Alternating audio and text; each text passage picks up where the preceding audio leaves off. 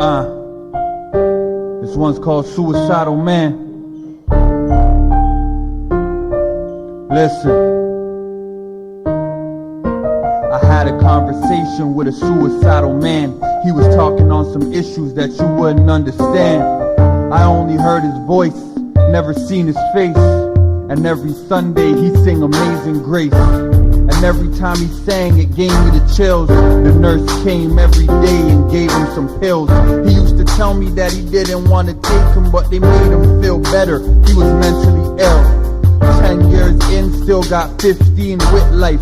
Told me that he had 3 kids and an ex-wife. She filed for divorce at the 2-year juncture. She need a man to make love to, he can't do nothing for her.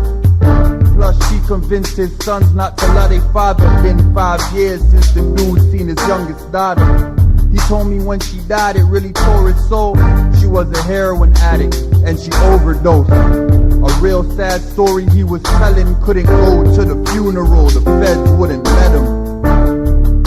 No wife, no kids, so all he do is stay in his cell, stare out the window, thinking to himself, what the fuck I gotta live for? Thinking to himself, what the fuck I gotta live for?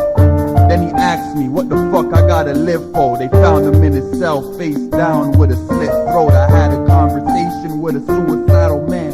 He was talking on some issues that you wouldn't understand. I had a conversation with a suicidal man.